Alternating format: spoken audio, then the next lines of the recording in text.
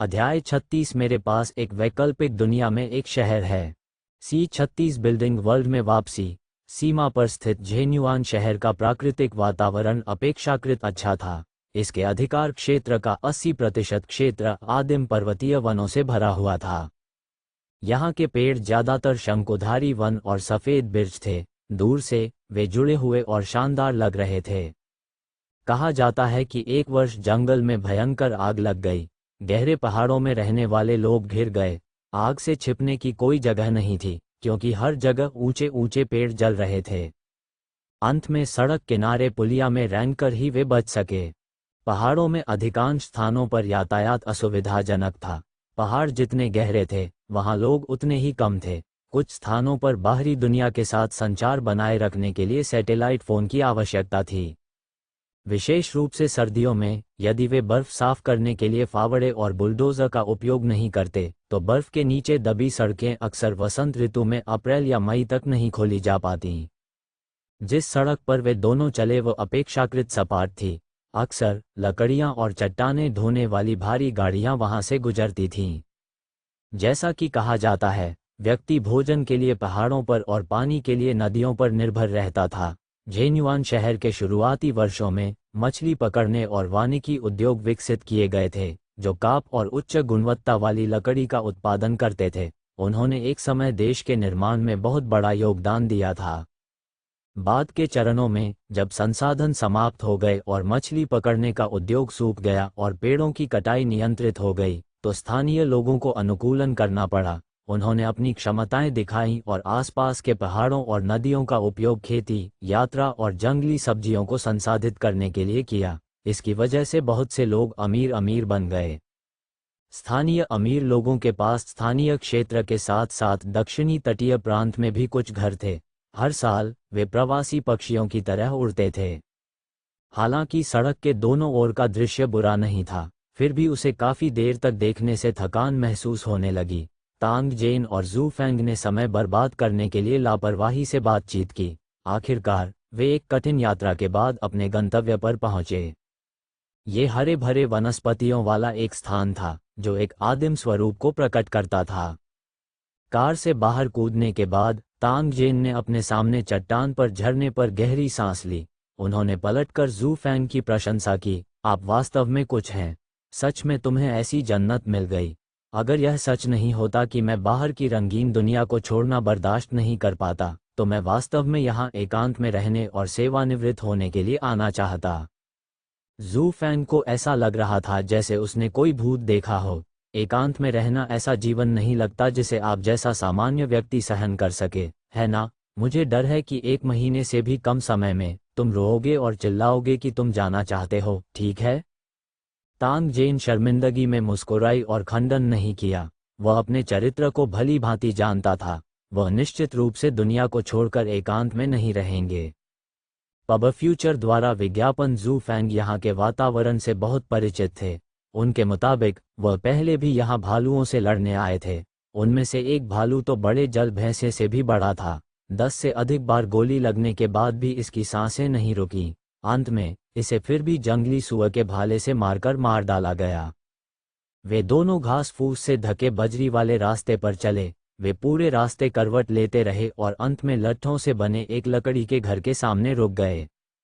ऐसा कहा गया था कि तांग जेन के सामने लकड़ी के घर में एक भी कील नहीं थी, लेकिन ये काफी मजबूत दिखता था। कुछ देर तक इसे देखने के बाद तांग जेन आश्चर्य से अपनी जीभ चटकाने से खुद को नहीं रोक सका। इसी समय लकड़ी के घर का दरवाजा धक्का देकर खोला गया और बहुत ऊंचे गालों वाला एक युवक बाहर आया। जू फेंग को देखकर यह व्यक्ति मुस्कुराया, फिर उसने हाथ हिलाया और उन दोनों को बात करने के लिए कमरे में प्रवेश करने दिया। नमस्कार, युवा मास्टर फेंग, बहुत दिनों से मुलाकात नहीं हुई। वह युवक काफी कठोरता से बोलता था, स्पष्ट रूप से मंदारिन में संवाद करने का आदी नहीं था। कमरे में सजावट बहुत साधारण थी। अधिकांश फर्नीचर लकड़ी का बना होता था। खिड़की के पास एक ईंट का बिस्तर रखा हुआ था। ईंट के बिस्तर पर बच की छाल से बनी कुछ छोटी वस्तुएं थीं। इसमें बहुत ही आदिम और प्राकृतिक आकर्षण था। इस वक्त कमरे में उन तीनों के अलावा और कोई नहीं था। जू फेंग सीधे मुद्दे पर आए। ठीक है, भटकना बंद करो, जल्दी करो और सामान बाहर निकालो, हम अंधेरा होने से पहले वापस भाग रहे हैं। ये सुनकर युवक को कोई संकोच नहीं हुआ। वह घूमा और कैटल मैच से कपड़े का एक लंबा थैला निकाला। उसे खोलने पर अंदर का सामान बाहर गिर गया। तांगजेन ने ध्यान केंद्रित किया और देखा कि यह एक अर्ध स्वचालित राइफल और एक बंदूक थी। तांगजेन खुशी से देखने के लिए आगे बढ़ी। उन्हें ये जानकर आश्चर्य हुआ कि 5 या 6 राइफलों का रखरखाव अच्छी तरह से किया गया था। सतह पर कोई स्पष्ट चोट नहीं थी और बंदूक का तेल सूखा नहीं था, यहाँ तक कि राइफल भी बहुत साफ थी। वहाँ एक सिल्वर ग्रे संगीन थी जो थूथन पर उल्टी थी। ये चीनी सेना का प्रसिद्ध हथियार था, 3-धारी संगीन। इस संगीन को पहले ही ब्लेड से तेज किया जा चुका था। 3 खून के खांचे और सिरा एक खतरनाक रोशनी से टिमटिमा रहा था, जिससे यह स्पष्ट हो गया कि इससे छुरा घोंपने के बाद कोई निश्चित रूप से मर जाएगा। इतनी पुरानी बंदूक जो 50 वर्षों से कारखाने से बाहर थी, उसका इतनी अच्छी तरह से रखरखाव करना बहुत दुर्लभ था। ऐसा लग रहा था कि इस बंदूक का मालिक भी बंदूकों से प्यार करने वाला और उसे समझने वाला कोई शख्स था। तांगजेन इससे बहुत संतुष्ट थी। बंदूक रूसी होनी चाहिए। तांगजेन मॉडल को पहचान नहीं सका। बंदूक के बगल में पेपर बॉक्स में 7.62 कैलिबर राइफल की गोलियां और कुछ खुली गोलियां थीं। लगभग 300 से अधिक राउंड थे। उसके पास पहले से मौजूद पिस्तौल के साथ उसे कुछ समय के लिए इसका उपयोग करने में सक्षम होना चाहिए। तांगजेन स्वाभाविक रूप से इस राइफल से बहुत संतुष्ट थे, इसलिए उन्होंने सिर हिलाया और कहा, ये बंदूकें खराब नहीं हैं, मुझे वह चाहिए। विस्फोटक कहाँ है? ये सुनते ही युवक ने जू फैंग की ओर देखा और उसकी अभिव्यक्ति थोड़ी झिझक भरी लग रही थी। ये देखकर तांगजेन ने सीधे अपना बैग खोला और कुछ पैसे निकाले। जब युवक ने पैसे देखे तो वह पीछे मुड़ा और पास के गड्ढे से एक प्लास्टिक बैग निकाला। इसे खोलने के बाद विभिन्न डेटोनेटर फ्यूज सामने आए, साथ ही पीले ऑयल पेपर ट्यूब में लिपटी टीएनटी की एक ट्यूब भी सामने आए। तांगजेन की मोटे तौर पर गिनती की गई, वहां 40 से अधिक ट्यूब थे। मुझे ये डेटोनेटर और टीएनटी पहले गोल्ड कंपनी से मिले थे। बंदूक और विस्फोटक की कुल कीमत 50,000 युआन है। युवक ने प्लास्टिक की थैली को ऊपर धकेल दिया। तांगजेन ने संकोच नहीं किया और सीधे पैसे के 5 ढेर निकाले और उसे सौंप दिए। युवक द्वारा ये जांचने के बाद कि कोई गलती तो नहीं है, लेन देन पूरा हो गया। चूंकि उनका लक्ष्य हासिल हो गया था, तांगजेन और जू फैंग अब और नहीं रुके, वे सीधे चले गए। चूंकि वे वापस लौटते समय अपने साथ मादक पदार्थ लाए थे, वे दोनों अब झेन्युआन शहर में नहीं रुके और सीधे घर चले गए। शहर में प्रवेश करने के बाद तांगजेन और जू फैंग आधे रास्ते में अलग हो गए। जू फैंग ने अपना शिकार पूरा करना जारी रखा, जबकि तांगजेन जल्दी से घर लौट आया और अपनी ज़रूरत की हर चीज़ भंडारण स्थान में रख दी। इन चीज़ों के साथ तांगजेन के पास एक योजना थी कि जंगली इमारत के कमरे से कैसे भागा जाए। घर लौटने के बाद तांगजेन ने थोड़ा सामान पैक किया और जो टीएनटी खरीदा था उसे मिला दिया। पहले से मौजूद युवक ने तांगजेन को पहले ही मार्गदर्शन दे दिया था, इसलिए उसे एक साधारण बम बनाने में ज़्यादा समय नहीं लगा। इसके बारे में सोचने के बाद तांगजेन को थोड़ी चिंता महसूस हुई, इसलिए उसने कुछ और बनाए और उन्हें भंडारण स्थान में रख दिया। चमड़े का लबादा पहनने और क्वांटम अदृश्यता स्क्रीन खोलने के बाद तांगजेन ने कुछ गहरी सांसें लीं और टेलीपोर्टेशन को दृढ़ता से सक्रिय कर दिया। इससे पहले कि उसकी दृष्टि ठीक हो, तांगजेन को हवा में एक अजीब सी गंध तैरती हुई महसूस हुई। जब उसने ध्यान से इसे पहचाना, तो यह एक मोटी खूनी आभा थी जो नष्ट होने का नाम नहीं ले रही थी। पिछली बार जब वह भागा था तो ऐसी कोई गंध नहीं थी, इसलिए तांगजेन की सतर्कता फिर से बढ़ गई। गर्जन। इससे पहले कि तांगजेन यहाँ की अंधेरी रोशनी के अनुकूल हो पाता, उसने एक ज़ोंबी राक्षस की दहाड़ सुनी। उसी समय उसे ऐसा महसूस हुआ मानो कोई राक्षस उस पर झपट रहा हो। मैग्नीशियम विस्फोट। तांगजेन की प्रतिक्रिया बेहद तेज थी। उन्होंने हाल ही में डाउनलोड किए गए ऐप को तुरंत सक्रिय कर दिया। एक पल में जहां तांगजेन थी, वहां से बेहद चमकदार रोशनी निकली, जिसने कमरे के क्षेत्र को रोशन कर दिया। इस समय तांगजेन का अन्य application all purpose data battle interface चलन में आया। उसके सामने की तेज रोशनी तुरंत छन गई, जिससे वह अपने सामने का दृश्य स्पष्ट रूप से देख सका। ये ठीक इसलिए था क्योंकि उसने अपने सामने का दृश्य स्पष्ट रूप से देखा था कि तांग जेन मदद नहीं कर सका लेकिन शाप दे सका। अरे, क्या मैं मच्छरों को मारने के लिए तोपों का उपयोग कर रहा हूँ? इस समय कमरे से बाहर निकलने पर 10 विशाल ज़ोंबी राक्षस घने रूप से भरे हुए थे। उनमें से प्रत्येक के पास स्तर 4 से ऊपर की ताकत थी। ज़ोंबी सेंचुरियन स्तर 4 राक्षस। इसमें असाधारण ताकत है और यह हिंसक और रक्तपिपासु है। इसमें साधारण मार्शल आर्ट का उपयोग किया जा सकता है। इसकी कमजोरी इसके सिर का पिछला भाग है। हालांकि वे विस्फोटक रोशनी से थोड़ा घबरा गए थे। दुर्भाग्य से ये ज़ोंबी सेंचुरियन अपने शिकार का पता लगाने के लिए पूरी तरह से अपनी दृष्टि पर नहीं बल्कि आभा की अपनी धारणा पर भरोसा करते थे। साधारण ज़ोंबी राक्षस तांग जेन की आभा को नहीं समझ सकते थे, लेकिन ये ज़ोंबी सेंचुरियन समझ सकते थे। यही कारण था कि जैसे ही तांग जेन प्रकट हुआ, ये राक्षस तुरंत उस पर हावी हो गए और उस पर हमला करने वाले थे। टैंग जेन को यह नहीं पता था कि इसका आंशिक कारण ये था कि उसने वो बक्सा चुरा लिया था। इसके अलावा पिछले कुछ दिनों में कई चीजें हुईं, जिससे ज़ोंबी लॉर्ड को जंगली इमारत की सुरक्षा रक्षा उपायों को मजबूत करना पड़ा। 10 ज़ोंबी सेंचुरियन बिना किसी नुकसान के सैकड़ों सामान्य पथिकों का विरोध कर सकते थे। बाहर भारी सुरक्षा के अलावा ज़ोंबी लॉर्ड को भरोसा था कि कोई भी अंदर नहीं घुस सकता। सावधानी बरतते हुए इसने उस कमरे में एक चेतावनी उपाय भी स्थापित किया जहां तांग जेन गायब हो गया था। कॉपस डेमन लॉर्ड ने विशेष रूप से अपने अधीनस्थों को निर्देश दिया कि जो कोई भी इस कमरे में उसके द्वारा लगाए गए अलार्म को बजाए, उसे तुरंत मार डालें। ज़ोंबी सेंचुरियन जो हाथ में विभिन्न हथियार लेकर कमरे में आया, ऐसा लग रहा था कि वह अगले सेकंड में उसे मांस के पेस्ट में बदलने के लिए तैयार था। ये देखकर तांग जेन रुकने की हिम्मत कैसे कर सकती थी। बिना किसी हिचकिचाहट के उसने राक्षसों पर हाथ हिलाया और अपने हाथ में बम फेंक दिया। फिर वह फिर से टेलीपोर्ट हो गया। पब फ्यूचर द्वारा विज्ञापन। कोफाई दान आपके लिए और अधिक अध्याय लाने में सहायता के लिए हमारा समर्थन करें। संपर्क करें टॉस साइट मैप दान करें। अध्याय 37 मेरे पास एक वैकल्पिक दुनिया में एक शहर है। C37 पब फ्यूचर द्वारा विज्ञापन ब्लड पूल और ज़ोंबी किंग क्लोन। तांग जेन की आभा प्रकट और गायब हुए कुछ ही सेकंड हुए थे। अपने सेल फोन की असामान्य टेलीपोर्टेशन क्षमता और जादुई अनुप्रयोगों के साथ उसके पास वैकल्पिक दुनिया में मनमानी करने की पूंजी थी। ज़ोंबी सेंचुरियन के समूह ने तांग जेन को स्वयं नहीं देखा। उन्होंने केवल एक अपरिचित आभा को महसूस किया जो ज़ोंबी राक्षसों से संबंधित नहीं थी और हमेशा की तरह इसे साफ करने के लिए तैयार थे। अप्रत्याशित रूप से तेज रोशनी के बाद अपरिचित आभा गायब हो गई और अपने पीछे एक धुआंधार चीज छोड़ गई। एक ज़ोंबी सेंचुरियन ने उत्सुकता से इस चीज पर चुटकी ली, इसे अपनी आंखों के सामने लाया और इसे सूंघा। उसे सूंघने के बाद लगा कि फ्यूज से निकलने वाले धुएं की गंध बहुत अच्छी है, इसलिए उसने दोबारा जोर से सूंघा। जब उसके बगल के ज़ोंबी सेंचुरियन ने ये देखा तो वे तुरंत उत्सुकता से उसके पास आए।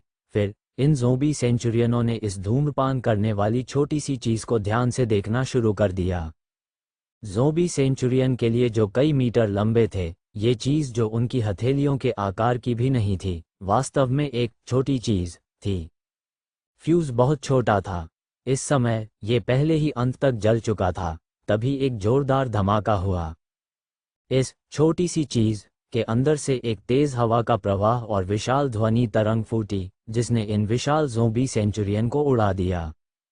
शायद ऐसा इसलिए था क्योंकि ये ज़ोंबी सेंचुरियन बहुत मजबूत थे, लेकिन तांग जेन के बम ने वास्तव में एक ज़ोंबी सेंचुरियन को भी नहीं मारा। इसके बजाय ज़ोंबी सेंचुरियन केवल अपंग थे। अचानक हुए विस्फोट से जंगली इमारत के अंदरूनी हिस्से में तुरंत अफरा तफरी मच गई। ज़ोंबी राक्षसों की दहाड़ें उठीं और गिरीं। यहाँ तक कि बाहर मौजूद ज़ोंबी राक्षसों ने भी दहाड़ सुनी, लेकिन ज़ोंबी भगवान की अनुमति के बिना इन निम्न स्तरीय ज़ोंबी राक्षसों ने जंगली इमारत में प्रवेश करने की हिम्मत नहीं की। जैसे ही ये ज़ोंबी सेंचुरियन अराजकता में थे, तांग जेन फिर से कमरे में दिखाई दी। विस्फोट की शक्ति को महसूस करते हुए, लेकिन ये जानते हुए कि उसे अभी भी उन्हें मारना है, तांग जेन आहें भरने के अलावा कुछ नहीं कर सका। इन ज़ोंबी सेंचुरियन के शरीर वास्तव में मजबूत थे। पब फ्यूचर द्वारा विज्ञापन अभी उसने जो बम फेंका था उसमें कुल 200 ग्राम विस्फोटक का इस्तेमाल किया गया था। 10 मीटर की सीमा सभी प्राणियों को मारने के लिए पर्याप्त थी, लेकिन ये फिर भी इन ज़ोंबी सेंचुरियनों की जान नहीं ले सकी। क्या ऐसा हो सकता है कि राक्षस के स्तर 4 में प्रवेश करने के बाद उनसे निपटना बेहद मुश्किल हो जाएगा? परेशानी से बचना ही बेहतर था। जितनी जल्दी हो सके इस जगह को छोड़ देना ही बेहतर था। क्वांटम इनविजिबिलिटी स्क्रीन के कवर के साथ टैंग जेन ने तुरंत अपने चमड़े के कलाई गार्ड पर लाइट बॉडी तकनीक को सक्रिय किया और जमीन को छुए बिना लगभग कमरे से बाहर निकल गया। जैसे ही वह बाहर निकला, तांग जेन को रोने की इच्छा हुई। ये सचमुच आसान नहीं था। उसके सामने का हॉल अस्त व्यस्त था, टूटे हुए सामान हर जगह थे। घायल ज़ोंबी सेंचुरियन जमीन पर इधर उधर लुढ़क गए। जो लोग घायल नहीं हुए थे उनकी हालत ज़्यादा बेहतर नहीं थी। विस्फोट से सदमे की लहर ने उन्हें चक्कर में डाल दिया। उन्हें चक्कर आ रहे थे और शायद लंबे समय तक ठीक नहीं हो पाएंगे। उन्होंने तांग जेन की उपस्थिति पर बिल्कुल भी ध्यान नहीं दिया। यदि तांग जेन ने खुद को अधिक महत्व दिया और चुपके से हमला शुरू करने का अवसर लिया, तो वह ज़ोंबी सेंचुरियन के हताश जवाबी हमले का अच्छी तरह से सामना कर सकता था। ज़ोंबी सेंचुरियन के शक्तिशाली भौतिक शरीर की तुलना में उसका कमज़ोर शरीर ज़ोंबी सेंचुरियन के भारी प्रहार को भी झेलने में सक्षम नहीं हो सकता है। ऐसे में जोखिम न लेना ही बेहतर होगा। तांग जेन ने इसके बारे में सोचा और जल्दी से भागने वाला था। हालांकि जब उसकी नज़र कुछ ही दूर स्थित विशाल मूर्ति पर पड़ी और उसने मूर्ति के नीचे का दृश्य देखा, तो उसका दिल कांपने से बच नहीं सका। उसने एक कदम आगे बढ़ाया ही था कि वह रुक गया। तांग जेन की यादों में वहां एक काली वेदी होनी चाहिए थी, लेकिन अब जब उसने फिर से देखा तो काली वेदी दिखाई नहीं दे रही थी। काली वेदी गायब नहीं हुई। इसके बजाय ये घनी लाशों से बने एक विशाल रक्तकुंड में डूब गया था। जब तांग जेन ने ये दृश्य देखा तो वह तुरंत समझ गया। पब फ्यूचर द्वारा विज्ञापन कोई आश्चर्य नहीं कि यहाँ खून की गंध इतनी तेज थी। रक्तपूल के क्षेत्र को देखकर कौन जानता था कि इसे भरने के लिए कितने रक्त की आवश्यकता थी। काली वेदी के चारों ओर की लाशों की दीवार में राक्षसों की टूटी हुई लाशें एक लाल पदार्थ से अजीब तरह से चिपकी हुई थीं, जैसे कि उनका मांस और खून एक हो गए हों। तांग जेन ने मोटे तौर पर अनुमान लगाया कि इतने बड़े रक्त भंडार के लिए कम से कम हजारों राक्षस लाशों की जरूरत थी। राक्षसों को मारते देख तांग जेन खुश थी। हालांकि जब तांग जेन ने पथिकों के सिरों को रक्तकुंड में तैरते देखा तो एक अज्ञात क्रोध आसमान पर चढ़ गया। धिक्कार है, ये लानत जानवर! तांग जेन ने अपने दांत पीस लिए। उसकी आंखें भयानक ठंडी रोशनी से भर गईं।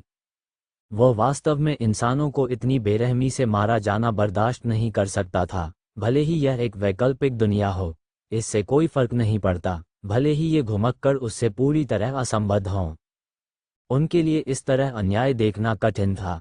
तांग जेन को नहीं पता था कि ज़ोंबी राक्षस द्वारा बनाए गए रक्त पूल का क्या उपयोग था, लेकिन इसने उसे इस लानत चीज को नष्ट करने से नहीं रोका। एक बार जब यह विचार प्रकट हुआ, तांग जेन अब इसे बुझा नहीं सका। कुछ सोचते ही उसके हाथ में एक और बम आ गया। वो एक बम से सब कुछ नष्ट कर देगा और ज़ोंबी राक्षसों से बिना कुछ लिए काम करवाएगा। लेकिन जैसे ही तांग जेन बम फेंकने वाला था, उसे ये जानकर आश्चर्य हुआ कि रक्तकुंड में काली वेदी पर कुछ रखा हुआ लग रहा था। वह खून के तालाब में तैर रहा था। यह क्या बदतमीजी है! ये वास्तव में रक्तपूल में भिगो रहा है। तांग जेन हैरान थी। इससे पहले कि हल्कापन कौशल गायब हो जाए, वह तुरंत रक्तकुंड के किनारे पर पहुंच गया। पब फ्यूचर द्वारा विज्ञापन अंधेरा हॉल उसकी दृष्टि को प्रभावित नहीं कर सका। डेटा बैटल इंटरफेस के स्कैन के साथ उन्होंने काली वेदी पर वस्तु को स्पष्ट रूप से देखा। हालांकि यह वस्तु थोड़ी अकल्पनीय थी। यह एक युवा पथिक की लाश थी। उसका फिगर परफेक्ट था। उसकी मांसपेशियां विस्फोटक शक्ति से भरी हुई थीं और उसका चेहरा बेहद खूबसूरत था।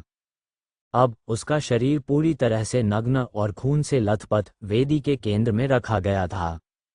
रक्त और मांस के बीच का अंतर इतना स्पष्ट था।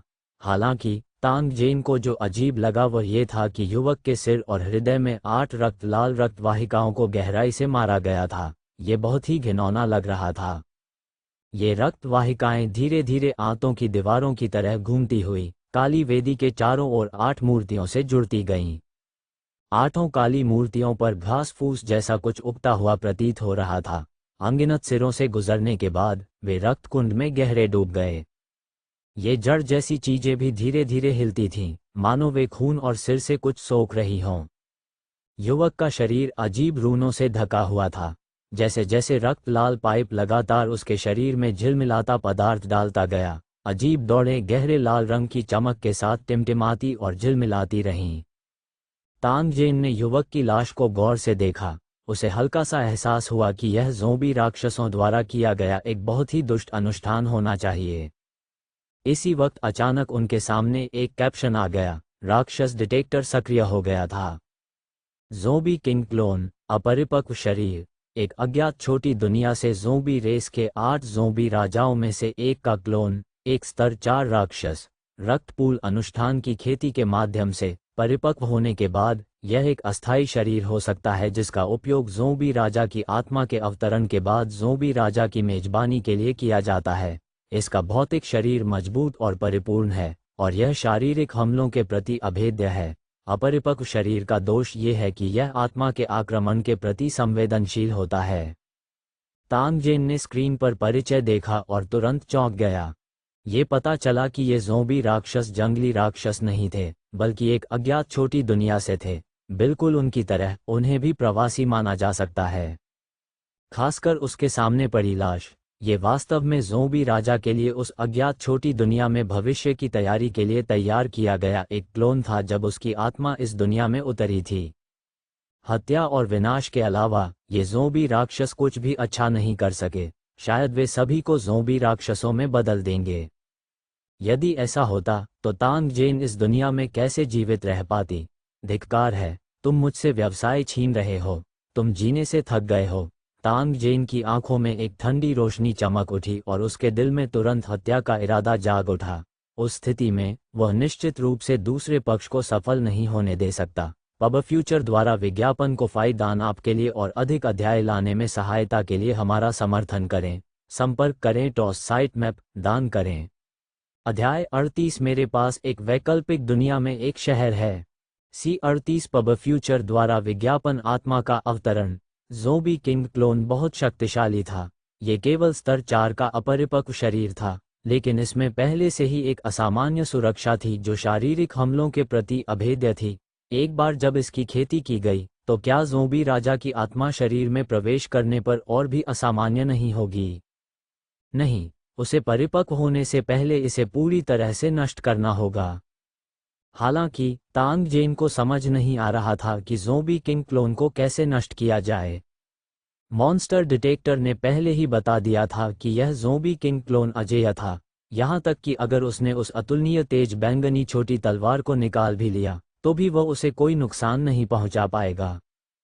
यहाँ तक कि एक स्तर 4 ज़ोंबी राक्षस सेंचुरियन भी एक हिंसक नज़दीकी विस्फोट में नहीं मर सकता था। ज़ोंबी किंग क्लोन की तो बात ही छोड़ दें।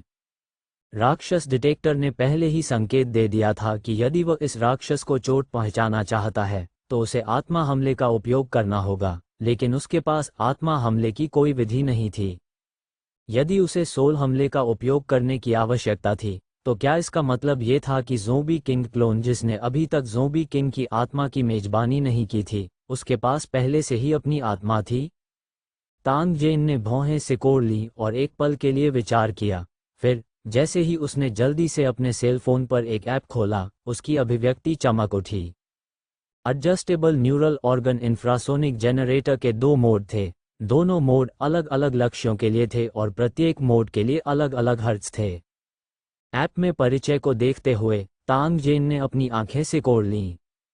उन्होंने पहले इंफ्रासोनिक तरंग के सिद्धांत की विशेष जांच की थी। कुछ आवृत्ति वाली इंफ्रासोनिक तरंगों की कंपन आवृत्ति मानव अंगों की कंपन आवृत्ति के समान या समान थी। इन ध्वनि तरंगों का मानव अंगों तक गूंजना बहुत आसान था। बाहरी दुनिया से इस प्रकार की प्रतिध्वनि मानव शरीर के लिए बहुत हानिकारक थी। ये मानव शरीर पर अत्यधिक गंभीर बोझ डाल सकता है, जिससे अंग खराब हो सकते हैं, खिसक सकते हैं और यहाँ तक कि टूट भी सकते हैं। ये दूसरे पक्ष की जान भी ले सकता है। एप्लीकेशन स्टोर में उन्नत तकनीक स्वाभाविक रूप से सरल नहीं थी। इसकी मारक क्षमता सामान्य इंफ्रासोनिक हथियारों से कहीं अधिक थी। इसकी कार्यकुशलता एवं मृत्यु दर अत्यंत उच्च थी। ये पिंजरे में बंद बाघ की तरह था। यदि इस चीज का उपयोग मूल दुनिया में किया जाता तो यह निस्संदेह एक भयानक आपदा का कारण बनती। ये चीज इंसानों के लिए उपयोगी थी, लेकिन उसे नहीं पता था कि क्या यह इस ज़ोंबी किंग क्लोन के खिलाफ भी प्रभावी थी। तांग जेन एक पल के लिए झिझका, लेकिन अगले ही पल उसकी आंखें झुक गईं। पब फ्यूचर द्वारा विज्ञापन इसे भूल जाओ, वह पहले इसे आजमाएगा। सबसे पहले उसने लक्ष्य पर ताला लगाया और ज़ोंबी किंग क्लोन को प्रभावित करने वाली आवृत्ति निर्धारित करने के लिए इसे स्वचालित कैप्चर और विश्लेषण मोड पर सेट किया। फिर उसने एक निश्चित दिशा में हमला करना जारी रखा। जैसे ही तांग जेन ने इंफ्रासोनिक तरंग जनरेटर को सक्रिय किया, एक ध्वनि तरंग जो मानव कानों द्वारा नहीं सुनी जा सकती थी, ने रक्तपूल में लाश पर हमला किया। सौभाग्य से यह उन्नत तकनीक अपने हमलों को अनुकूलित कर सकती है और उपयोगकर्ता की सुरक्षा कर सकती है, अन्यथा तांग जेन को किसी को पता चले बिना ही चोट लग सकती थी। ये देखते हुए कि इंफ्रासोनिक हथियार काम कर रहा था, हालांकि तांग जेन इसे सुन नहीं सका, वह चुपचाप रक्तपूल में ज़ोंबी किंग क्लोन को देखता रहा, कुछ घटित होते देखना चाहता था। दुर्भाग्य से आधे मिनट तक इंतजार करने के बाद भी कुछ नहीं हुआ। तांग जेन ने निराशा में आह भरी। ऐसा लग रहा था जैसे इंफ्रासोनिक हथियार भी अजेय ज़ोंबी किंग क्लोन के सामने असहाय थे। लेकिन भले ही वो क्लोन को नष्ट नहीं कर सका, फिर भी वो इस रक्तपूल को उड़ा देना चाहता था। भले ही उसने ज़ोंबी किंग क्लोन की खेती की अवधि में देरी कर दी, फिर भी यह ज़ोंबी दौड़ के लिए एक झटका होगा। जैसे ही तांग जेन के दिल में यह विचार आया, उसे अचानक पता चला कि रक्तपूल में ज़ोंबी किंग क्लोन वास्तव में थोड़ा सा हिल गया था। फिर ज़ोंबी किंग क्लोन के मुंह के कोनों से खून का एक निशान बह निकला। उसके संपूर्ण शरीर की सतह पर मोटी रक्त रेखाएं उभर आईं, यहाँ तक कि इसके निचले शरीर के प्राइवेट पार्ट से भी खून बह रहा था। हाँ, ये काम कर गया। जब तांग जेन ने ये देखा तो वह खुश हो गया और हमला जारी रखने के लिए तैयार हो गया। हालांकि इस समय तांग जेन को हवा में एक हल्की दमनकारी आभा महसूस हुई, जिससे उसके लिए सांस लेना मुश्किल हो गया। उसके रोंगटे खड़े हो गए, मानो कोई अत्यंत क्रूर जोड़ी अनंत शून्य से उसे देख रही हो। उन आंखों की निगाहें मानो उसे टुकड़े टुकड़े कर देना चाहती थीं। इस एहसास ने तांग जेन को बेहद असहज कर दिया। इस दुस्वप्न जैसी अनुभूति से मुक्त होने से पहले उन्होंने कड़ा संघर्ष किया। इस समय उसने मानचित्र के परिप्रेक्ष्य से अस्पष्ट रूप से पाया कि एक खून के रंग का धागा शून्य से बाहर निकला हुआ था और ज़ोंबी किंग क्लोन के माथे में घुस गया था। पब फ्यूचर द्वारा विज्ञापन इससे पहले कि वह करीब से देख पाता, काली वेदी के केंद्र में लेटे हुए ज़ोंबी किंग क्लोन ने तुरंत अपनी आंखें खोल ली थीं, जिससे रक्त लाल आंखों की एक जोड़ी दिखाई दे रही थी। तांग जेन, जो खून के रंग के धागे को देख रहा था, सीधे उन खून के रंग की आंखों से मिला। बूम! तांग जेन को लगा कि उसका दिमाग शून्य हो गया है, क्योंकि वह जमीन पर जड़ तक खड़ा था। कितनी डरावनी जोड़ी आंखें हैं। तांग जेन ने केवल एक नज़र डाली और महसूस किया कि वह अंतहीन भय में पड़ गया है। उसी समय उसके सेल फोन से एक दृश्य अचानक उसके सामने आ गया। ये पूरी तरह से ज़ोंबी रेस द्वारा बनाई गई दुनिया थी। वहां सब कुछ सूख गया था, घास का एक तिनका भी नहीं उगा था, और हर जगह मौत और भ्रष्टाचार का माहौल था। इस परित्यक्त दुनिया में अनगिनत लाशें रहती थीं। ज़ोंबी रेस के सदस्य एक समय इस दुनिया के प्राणी थे, लेकिन क्योंकि उन्होंने पौराणिक देवता को नाराज कर दिया था, पूरे ग्रह की जीवन शक्ति नष्ट हो गई थी, लेकिन उनकी लाशें कभी नहीं सड़ीं। बाद में किसी कारण से इन अमर लाशों में बुद्धि विकसित हुई और उनमें खेती करने और आगे बढ़ने की क्षमता विकसित हुई। वे स्वयं को ज़ोंबी रेस कहते थे। अनंत वर्षों में ये लाशें एक दूसरे से लड़ीं और एक दूसरे को मार डाला। अंत में 8 महान ज़ोंबी राजाओं का जन्म हुआ, जिनमें से प्रत्येक ने अपने अपने क्षेत्र पर शासन किया। बिल्डिंग वर्ल्ड में प्रवेश करने वाले ज़ोंबी राक्षस स्पिरिट ब्रेन ज़ोंबी किंग के अधीनस्थ थे। वास्तव में स्पिरिट ब्रेन ज़ोंबी किंग ने गलती से खोजे गए कुछ प्राचीन खंडहरों में पाए गए एक गुप्त पार्ट से इस दुनिया में प्रवेश करने की विधि में महारत हासिल कर ली थी।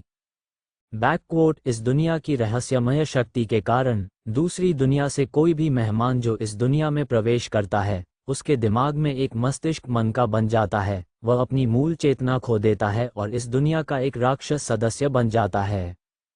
ये शक्ति अत्यंत शक्तिशाली थी, और यहाँ तक कि स्पिरिट ब्रेन ज़ोंबी किंग भी इसका विरोध नहीं कर सका। जब तक इसका मुख्य शरीर इस दुनिया में प्रवेश करता है, चाहे वह कितना भी मजबूत क्यों न हो, अंत में वह अनिवार्य रूप से एक राक्षस बन जाएगा। स्पिरिट ब्रेन ज़ोंबी किंग ने इसे बाईपास करने का एकमात्र तरीका ढूंढ लिया था, जो एक क्लोन के पोषण के लिए इस दुनिया के मूल निवासियों के शरीर का उपयोग करना था। तब उसकी आत्मा उतर सकती थी और उसमें सवार हो सकती थी। फिर ये सेना को इस दुनिया के संसाधनों को लूटने और बिल्डिंग वर्ल्ड के सभी प्राणियों को ज़ोंबी गुलामों में बदलने का आदेश देगा। स्पिरिट ब्रेन ज़ोंबी किंग ने इन ज़ोंबी राक्षसों को इस दुनिया में भेजने के लिए अनगिनत संसाधनों और महान शक्ति का उपयोग किया। वह थोड़े समय के लिए ज़ोंबी भगवान की चेतना को बनाए रखने में भी कामयाब रहा। इस तरह ज़ोंबी लॉर्ड और उसके अधीनस्थ अग्रिम टीम बन जाएंगे और वेदी का निर्माण शुरू कर देंगे। फिर वे ज़ोंबी किंग क्लोन का पालन पोषण करेंगे और ज़ोंबी किंग की आत्मा के अवतरण का स्वागत करने के लिए तैयार होंगे। पब फ्यूचर द्वारा विज्ञापन तांग जेन ने पिछली बार जो बॉक्स चुराया था, उसमें ज़ोंबी किंग के रक्त सार की एक बूंद थी जिसका उपयोग ज़ोंबी किंग क्लोन के पोषण के लिए किया जा सकता था।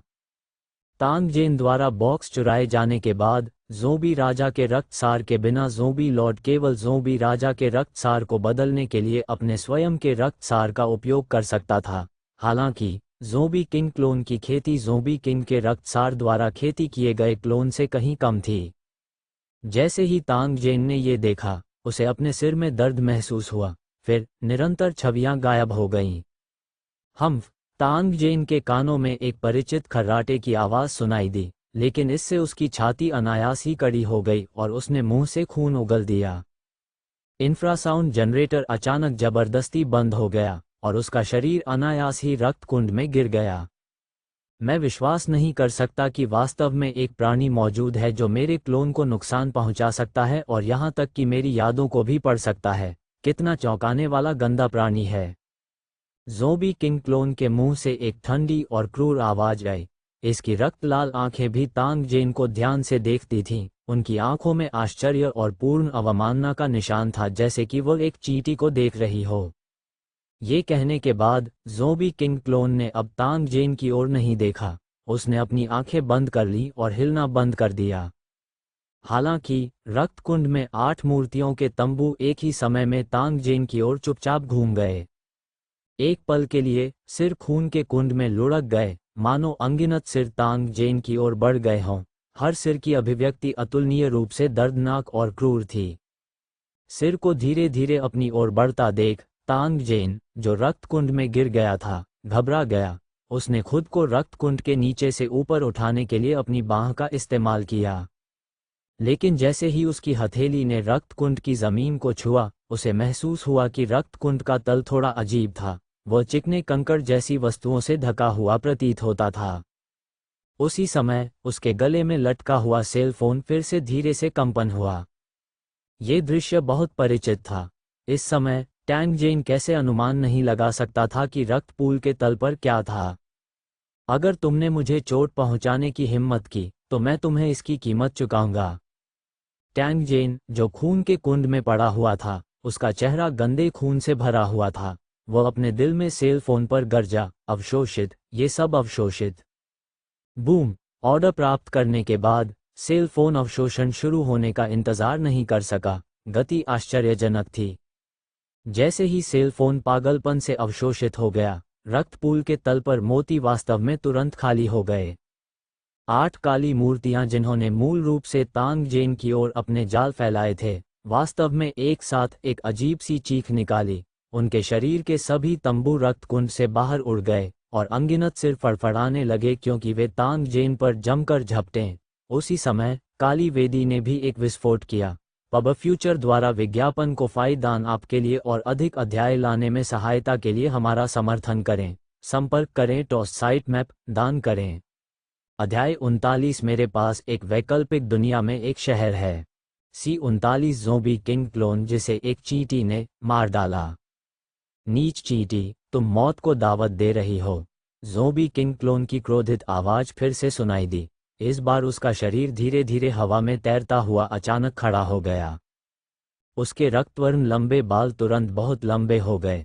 उसके लंबे बालों का एक हिस्सा उसके निचले शरीर को ढक रहा था और उसके बाकी बाल एक जीवित चीज की तरह उसके शरीर के चारों ओर धीरे धीरे नाच रहे थे और छटपटा रहे थे। ज़ोंबी किंग क्लोन ने तांग जेन को जमकर देखा। ये स्पष्ट था कि तांग जेन की हरकतों ने उसे पूरी तरह से नाराज कर दिया था। तुम चींटी को बुलाते रहते हो, चुप रहो, मैं चींटी नहीं हूं। तांग जेन ने अपना मुंह खोला और शाप दिया। साथ ही उसने बिना कोई कमजोरी दिखाए पीछे मुड़कर देखा। उसकी आंखों में डर का लेश भी नहीं था। तांग जेन के पास अभी भी जीवन बचाने की क्षमता थी। हालांकि स्पिरिट ब्रेन ज़ोंबी किंग के सामने इसका उपयोग करने से, जो स्थानिक टेलीपोर्टेशन क्षमता को जानता था, अकल्पनीय परिणाम हो सकते थे। तांग जेन इसकी परवाह नहीं कर सकता था। ये वास्तव में जीवन और मृत्यु का क्षण था, वह ज्यादा परवाह नहीं कर सकता था। हालांकि अपनी टेलीपोर्टेशन क्षमता का उपयोग करने के अलावा उसके पास अन्य विकल्प भी थे। उदाहरण के लिए, सेल फोन में उन्नत तकनीक से भरा एक ऐप स्टोर था। तांग जेन स्पष्ट रूप से जीवन और मृत्यु के संकट में था, लेकिन कई विचार उसके दिमाग में बिजली की तरह चमक रहे थे। हालांकि उसकी थोड़ी अनुपस्थित दिमाग वाली अभिव्यक्ति ने ज़ोंबी किंग क्लोन को गलत समझ लिया। दरअसल दूसरे पक्ष ने इसे मूक अवमानना के तौर पर लिया। स्पिरिट ब्रेन ज़ोंबी किंग ने अपने अधीनस्थों को सभी दिशाओं में लड़ने और अनगिनत शक्तिशाली विरोधियों को मारने के लिए प्रेरित किया। अंत में यह 8 महान ज़ोंबी राजाओं में से एक बन गया। किसी तुच्छ चींटी ने कब उसके सामने ऐसा भाव प्रकट किया था? भले ही उसने ऐसा पहले भी किया हो, अंतिम परिणाम ये हुआ कि दूसरे पक्ष का शरीर और आत्मा इसके द्वारा नष्ट हो गए। पब फ्यूचर द्वारा विज्ञापन एक प्रतिष्ठित ज़ोंबी राजा के रूप में ये किसी भी अपमान को बर्दाश्त नहीं कर सकता। इस समय ज़ोंबी किंग क्लोन की आंखों से भयंकर आग की लपटें निकलने लगीं। बालों की लंटें बिना हवा के अपने आप लहराने लगीं और वह काली मूर्तियों के तंबू के साथ ऊपर की ओर झपटा। तांग जेन को तुरंत चूसकर सुखाना और उसे मार डालना चाहता था। हालांकि टैंग जेन ने इसे बिल्कुल भी मौका नहीं दिया। इन हमलों से ठीक पहले उसने ज़ोंबी किंग क्लोन पर अपनी मध्य उंगली उठाई और उसका शरीर अजीब तरह से चमक उठा। स्पिरिट ब्रेन ज़ोंबी किंग के सामने तांग जेन खुद वास्तव में अजीब तरीके से गायब हो गया। जब तांग जेन दोबारा प्रकट हुआ तो उसका शरीर वास्तव में 100 मीटर दूर था। जैसे ही वह मुड़ा, उसने स्पिरिट ब्रेन ज़ोंबी किंग को श्राप दिया। नरक में जाओ, बेशर्म प्रदर्शनवादी। तांग जेन के शाप देने के बाद दूर से साफ धुएं वाली कोई चीज फेंकी गई। तभी वह छींटे मारता हुआ रक्तकुंड में जा गिरा। रक्तकुंड में तैरते ज़ोंबी किंग क्लोन ने जब यह दृश्य देखा तो उसकी आंखें आश्चर्य से भर गईं। उसके सामने ये तुच्छ छोटी चींटी वास्तव में टेलीपोर्टेशन कौशल में महारत हासिल कर चुकी थी, जिसका वह मुश्किल से उपयोग कर सकती थी। भले ही ज़ोंबी किंग का मुख्य शरीर इस गुप्त कौशल का उपयोग करता हो, सक्रिय होने से पहले ऊर्जा तरंग का एक निशान दिखाई देगा। हालांकि इस छोटी चींटी के टेलीपोर्ट होने से पहले कोई असामान्यता नहीं थी। इसके अलावा दूसरा पक्ष इतना कमजोर था। स्पिरिट ब्रेन ज़ोंबी किंग को तुरंत तांग जेन में दिलचस्पी हो गई। यह उसे एक ज़ोंबी गुलाम में बदलने और प्रयोगशाला में बंद करने से पहले उसे पकड़ना और अनुसंधान के लिए उसका विच्छेदन करना चाहता था। अपने क्लोन की ताकत पर भरोसा करते हुए स्पिरिट ब्रेन ज़ोंबी किंग ने तांग जेन द्वारा फेंकी गई छोटी सी चीज को पूरी तरह से नजरअंदाज कर दिया और तांग जेन को घूर कर देखा। हालांकि इसकी अवमानना के कारण तांग जेन का बम आसानी से रक्तकुंड में गिर गया। बूम! जोरदार धमाके के बाद खून के ढेर के टुकड़े टुकड़े हो गए। विस्फोट की सदमे की लहर से गंदे खून का एक पूल हर जगह बिखर गया था, यहाँ तक कि काली वेदी भी बुरी तरह क्षतिग्रस्त हो गई। 8 काली मूर्तियों में से 3 पूरी तरह से नष्ट हो गई थीं। अन्य 5 में भी दरारें पड़ गई थीं और बैंगनी काला तरल लगातार रिस रहा था। मैं तुम्हें मारने जा रहा हूँ। जैसे ही रक्त पूल फूट गया, ज़ोंबी किंग क्लोन को तुरंत कमजोरी महसूस हुई और यह भावना और भी मजबूत होती जा रही थी। सुदूर अज्ञात दुनिया में उदास चेहरे वाला स्पिरिट ब्रेन ज़ोंबी किंग पागल होने वाला था। वह पहले ही भूल चुका था कि उसे इतने वर्ष हो गए थे जब वह इतना क्रोधित था। वर्तमान ज़ोंबी किंग क्लोन अभी तक परिपक्व नहीं हुआ था। ये केवल अपनी आत्मा का बेहद कमज़ोर निशान ले जा सका और इस पर कोई भी हमला होने पर भी अपूरणीय क्षति होगी। हालांकि उसके पास आने के अलावा कोई विकल्प नहीं था, क्योंकि उसे लगा कि एक अजीब शक्ति लगातार उसके क्लोन को नष्ट कर रही है। यदि उसने इसे हल करने के लिए कार्रवाई नहीं की तो संभवतः इस क्लोन के अंगों और मेरिडियन को मांस के ढेर में बदलने में ज़्यादा समय नहीं लगेगा। पहले जब ज़ोंबी लॉर्ड ने अपना रक्तसार खो दिया था तो उसकी योजना पहले ही बाधित हो चुकी थी। यदि यह इस तथ्य के लिए नहीं होता कि उसे अभी भी अपनी योजना को पूरा करने के लिए ज़ोंबी लॉर्ड पर भरोसा करने की ज़रूरत है, तो स्पिरिट ब्रेन ज़ोंबी किंग ने तुरंत अपने बेवकूफ़ अधीनस्थ को मार डाला होता। ज़ोंबी रेस का रक्तसार बेहद कीमती था। एक बूंद को संघनित करने में प्रायः अनगिनत वर्ष लग जाते हैं। ज़ोंबी भगवान के रक्तसार के साथ विकसित होने के अलावा ज़ोंबी किंग क्लोन भी अब घायल हो गया था। यदि इसने दूसरे पक्ष को नहीं रोका तो संभवतः अगले क्लोन की खेती पूरी होने से पहले इसे अनगिनत वर्षों तक इंतजार करना होगा। इसलिए स्पिरिट ब्रेन ज़ोंबी किंग की आत्मा के पास इस चींटी को मारने की तैयारी करते हुए, जिसने उसके क्लोन को नष्ट करने का साहस किया था, जबरदस्ती नीचे उतरने के अलावा कोई विकल्प नहीं था। लेकिन अब भयानक दृश्य को देखते हुए इस आदमी को वह चींटी मानता था। उसने न केवल उसके क्लोन को नुकसान पहुंचाया, बल्कि उसके क्लोन के पालन पोषण के लिए इस्तेमाल की जाने वाली काली वेदी को भी नष्ट कर दिया। स्पिरिट ब्रेन ज़ोंबी किंग पागल हो गया। अगर इसे पहले पता होता तो ये बिना किसी हिचकिचाहट के इस आदमी को मार डालता। हालांकि ऐसा लग रहा था कि बहुत देर हो चुकी है। स्पिरिट ब्रेन ज़ोंबी किंग को पहले ही पता चल गया था कि इस क्लोन की प्रतिकारक शक्ति और मजबूत होती जा रही है, और इस दुनिया की रहस्यमय शक्ति भी उसकी आत्मा को इस दुनिया से बाहर निकाल रही है। तांग जेन को देखते हुए, जो इमारत से बाहर निकलने वाला था, क्रोधित अभिव्यक्ति के साथ स्पिरिट ब्रेन ज़ोंबी किंग ने अपना हाथ उठाया और दूर से उसकी पीठ की ओर इशारा किया। तभी एक खून के रंग का प्रकाश बिंदु उसके शरीर में उड़ गया। इस ज़ोंबी राजा की मौत की शपथ की आभा से संक्रमित होने के बाद आपको सभी ज़ोंबी रेस द्वारा शिकार किया जाएगा। अरे चींटी, मैं निश्चित रूप से तुम्हें जाने नहीं दूंगा। देर सवेर मैं तुम्हें अपने ज़ोंबी गुलाम में बदल दूंगा। स्पिरिट ब्रेन ज़ोंबी किंग गुस्से से दहाड़ने लगा। फिर इसके ज़ोंबी किंग क्लोन की आंखें बाहर निकल आईं। उसके गले से कुछ अजीब आवाजें आईं और वह वास्तव में 7 छिद्रों से खून बहते हुए जमीन पर गिर गया। जल्द ही ज़ोंबी किंग क्लोन धीरे धीरे हिल गया और ढह गया, अंततः मांस के ढेर में बदल गया। तांग जेन को नहीं पता था कि spirit brain zombie king zombie race के 8 ज़ोंबी राजाओं में से एक वास्तव में उसके द्वारा अपंग कर दिया गया था। वह ये भी नहीं जानता था कि स्पिरिट ब्रेन ज़ोंबी किंग की आत्मा के जाने से पहले आखिरी क्षण में उसने एक ज़ोंबी किंग शपथ फेंकी थी, जो उस पर एक ज़ोंबी राजा की आभा से दूषित थी। यह ज़ोंबी रेस के 8 ज़ोंबी राजाओं द्वारा सहमत शिकार संकेत था। एक बार इसे जारी करने के बाद ज़ोंबी रेस सभी निर्दयतापूर्वक लक्ष्य का पीछा करेगी। शायद क्रोधित स्पिरिट ब्रेन ज़ोंबी किंग अभी भी बिल्डिंग वर्ल्ड को जीतने की अपनी योजना को जारी रखने के लिए अन्य तरीकों के साथ आएगा, लेकिन वे चीजें अस्थायी रूप से तांग जेन से संबंधित नहीं थीं, जो भागने में व्यस्त था। तांग जेन, जो अभी अभी जंगली इमारत से भाग निकला था, इमारत के बाहर लगभग सभी ज़ोंबी राक्षसों से घिरा हुआ था। तांग जेन बेहद उदास थी। इन ज़ोंबी राक्षसों ने उसे कैसे खोजा? उन्होंने क्वांटम इनविजिबिलिटी स्क्रीन को स्पष्ट रूप से सक्रिय कर दिया था।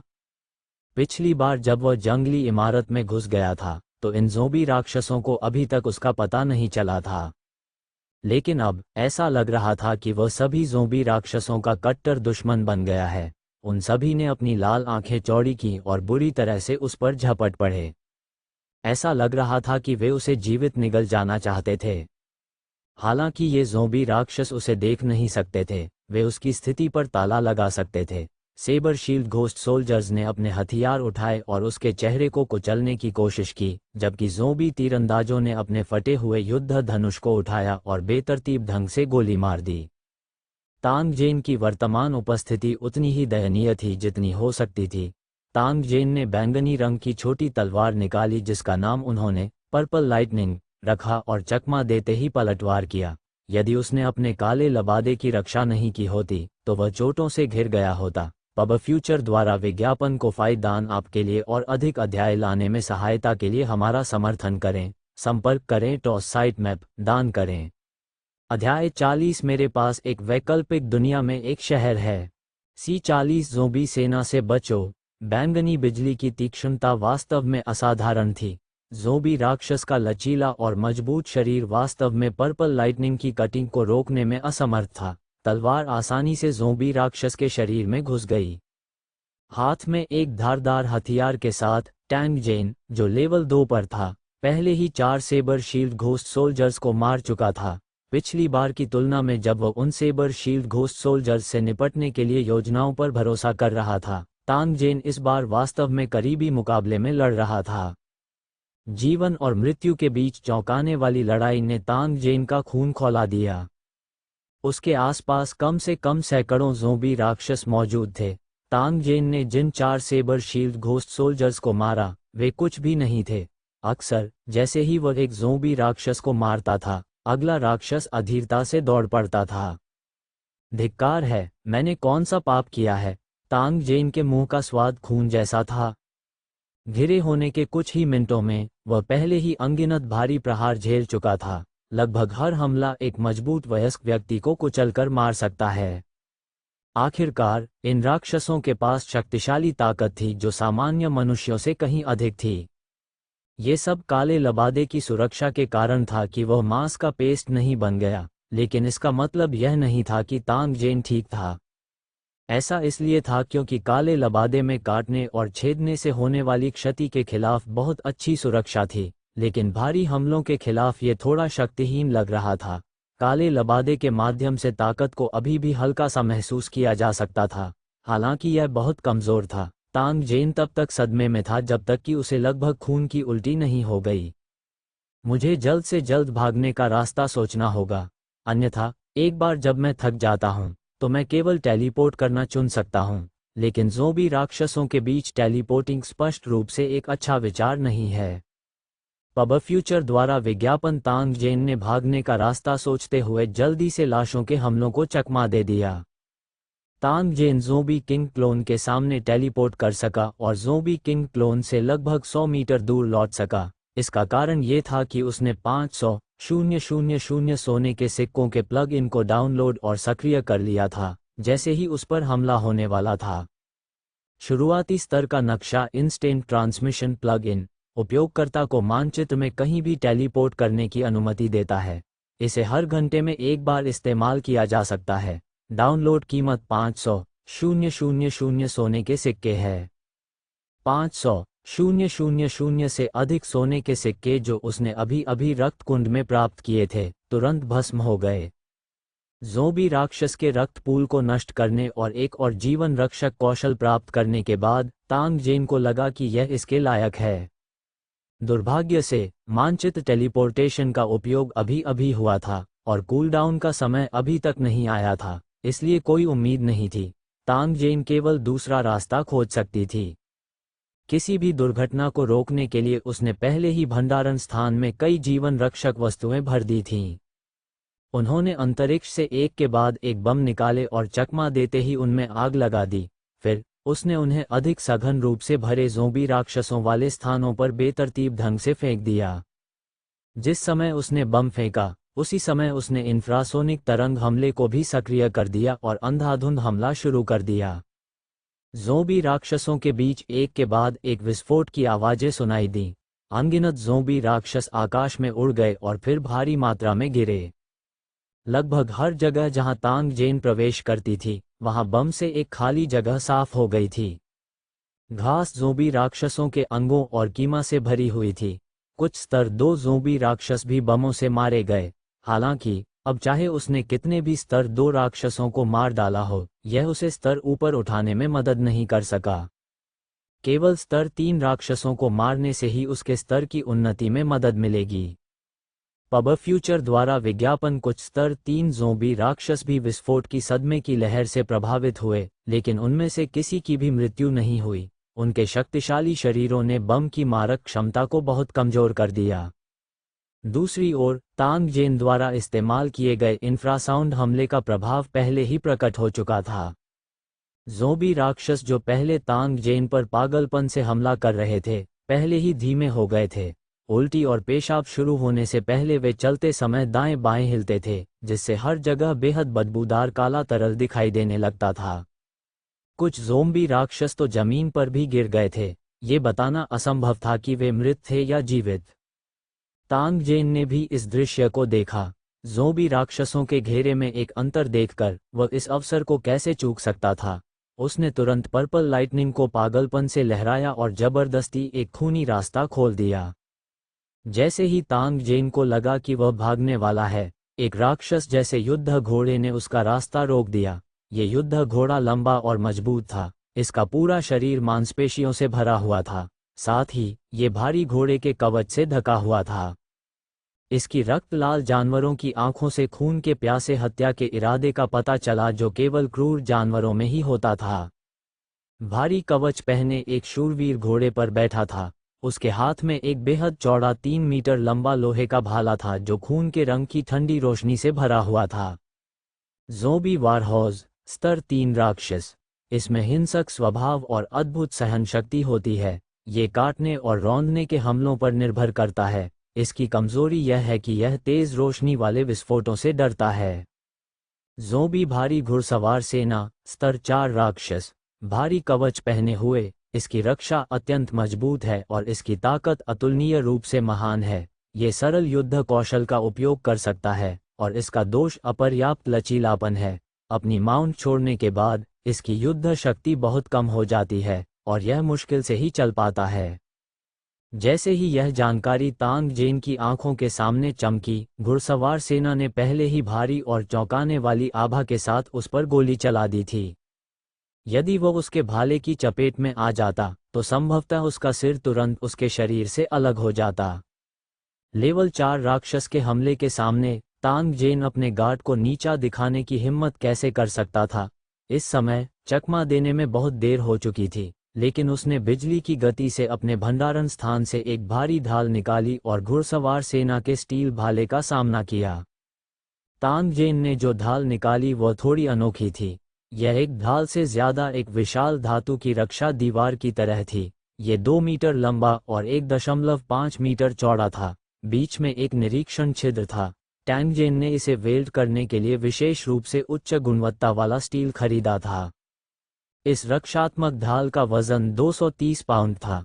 नीचे एक समर्थन फ्रेम के साथ वेल्डेड भी किया गया था। ये स्थिर और दृढ़ था, मोटरसाइकिल जैसे छोटे वाहनों के हिंसक प्रभाव को झेलने में पूरी तरह सक्षम था। तांग जेन के सामने एक बड़ी ढाल खड़ी थी जो वास्तव में उसके शरीर को पूरी तरह से ढक रही थी। यदि भंडारण स्थान की शक्तिशाली मदद नहीं होती तो तांग जेन इतने अधिक वजन वाले रक्षात्मक हथियार का उपयोग करने में सक्षम नहीं होता। एक पल में भारी हथियारों से लैस घुड़सवार सेना का हमला आ गया। बजना, एक जोरदार धमाके के साथ भारी धातु की ढाल कांप उठी और सतह पर एक गड्ढा रह गया। इस ज़ोंबी भारी घुड़सवार सेना की शक्ति वास्तव में बहुत शक्तिशाली थी। तांग जेन को ऐसा लगा जैसे उसका हाथ टूटने वाला है। कंपन के कारण उसे लगभग खून की उल्टी होने लगी, लेकिन वह दूसरे पक्ष के भाले के घातक प्रहार से भी बच गया। उसने ढाल को अतुलनीय तीव्र गति से पीछे खींच लिया। उसी समय तांग जेन ने मैग्नीशियम विस्फोट को सक्रिय किया। एक बेहद चमकदार रोशनी चमकी और घुड़सवार घोड़ा तुरंत हिनहिनाने लगा। इसने बेचैनी से संघर्ष किया और अपने अगले दोनों खुरों को ऊंचा उठा लिया। ये देखते हुए कि वह इस अवसर को नहीं चूक सकता, तांग जेन आगे बढ़ा और घोड़े के पेट के नीचे पहुंच गया। उसके हाथ में मौजूद बैंगनी बिजली घोड़े के पिछले पैर पर 2 बार गिरी। ज़ोंबी युद्ध का घोड़ा फिर से हिनहिनाया। अतुलनीय रूप से तेज बैंगनी बिजली की छोटी तलवार ने युद्ध के घोड़े के पिछले पैरों को आसानी से काट दिया, जिससे वह जमीन पर अस्थिर रूप से गिर गया। गर्जन, ज़ोंबी राक्षस भारी सवार जो जमीन पर उतरा, दहाड़ने लगा और तांग जेन पर हमला कर दिया। हालांकि तांग जेन पहले से ही तैयार था। उसने फिर से रोकने के लिए अपनी ढाल छोड़ी, लेकिन ज़ोंबी भारी घुड़सवार सेना ने इसे भेद दिया। उसी समय जब वह ज़ोंबी राक्षस भारी घुड़सवार सेना की शक्तिशाली ताकत से हैरान था, तांग जेन बिना किसी हिचकिचाहट के अपने जीवन के लिए खरपतवार में भाग गया। पब फ्यूचर द्वारा विज्ञापन को फायदान आपके लिए और अधिक अध्याय लाने में सहायता के लिए हमारा समर्थन करें। संपर्क करें। टॉस साइट मैप दान करें।